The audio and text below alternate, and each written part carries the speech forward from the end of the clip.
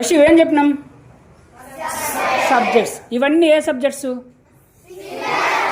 మరి? ఇవి ఇప్పుడు ఇంగ్లీష్ రూల్ ఏం చెప్తుంది? సింగులర్ సబ్జెక్ట్ పక్కన ఎప్పుడు సింగులర్ వర్బ్, అంటే సింగులర్ వర్బ్ ఎప్పుడు కూడా సింగులర్ సబ్జెక్ట్తోనే అగ్రిమెంట్ అవ్వాలి.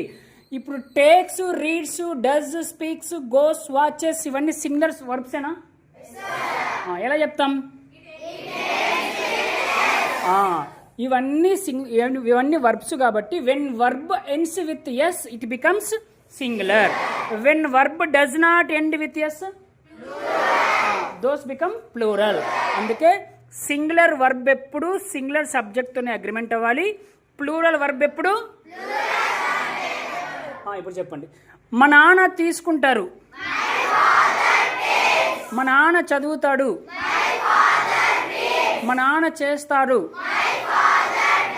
మా నాన్న మాట్లాడతాడు, మా నాన్న వెళ్తాడు.